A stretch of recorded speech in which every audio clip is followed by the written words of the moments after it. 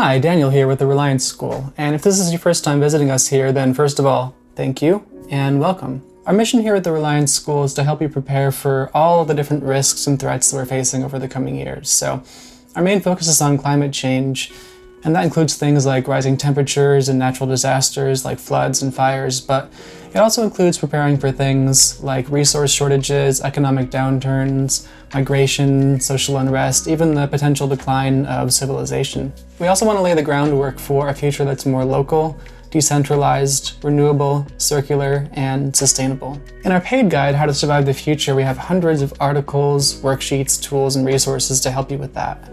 We've broken the guide down into 5 sections which cover building personal resilience, choosing a safe location, preparing for disasters, building more food security, and growing your community.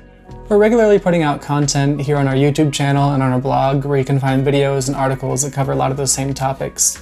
We also have a free collection of climate risk maps where we've turned big data sets into over 40 interactive maps that allow you to quickly identify high and low risk areas across America.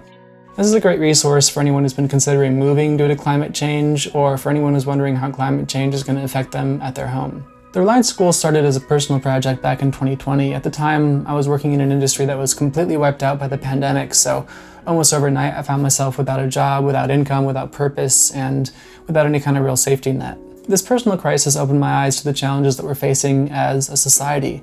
Like a lot of people, I grew up with the notion that things are always getting better, and technology is always improving, that the human race is basically destined for some kind of Star Trek style utopia where hunger and war and violence and illness are all things of the past. The pandemic showed me just how fragile the systems we depend on actually are, and that the future is pretty uncertain. If you're here, I'm guessing you've come to a similar realization that business as usual is essentially putting us on a collision course with catastrophe and that something needs to change. But once we come to that realization, the next question is, what do we do about it? Because if we know that something's fundamentally wrong with the world, but we don't know how to respond to it, then all we're left with is uncertainty and anxiety about the future. There's no one right answer to this question, but I chose to focus on individual action because it's a great way to take back some agency and empowerment in this situation.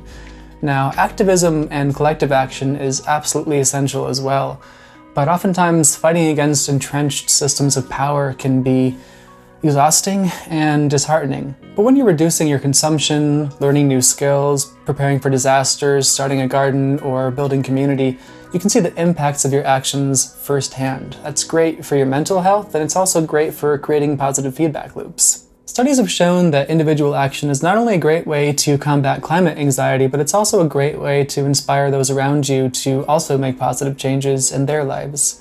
Leading by example has a powerful ripple effect, and as more of us get on board, all those individual actions start adding up to collective change. From there, it's just a matter of figuring out the nuts and bolts, as in what are some practical and effective steps we can take to build a more secure and resilient future.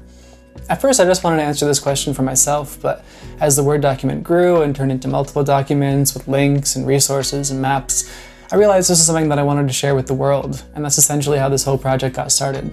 As we work on growing and expanding our resources, our number one goal is to do no harm. To start, that means not contributing to the problems we're trying to solve, namely emissions and overconsumption. Luckily, that's pretty easy because we mostly exist online, we don't sell physical products, and we actually donate a portion of each purchase to carbon capture and storage, so in a sense, we're actually carbon negative. The other side of that is not doing harm by putting out false or inaccurate information. This is a big concern for any kind of online content, but it's especially important when talking about existential threats like climate change.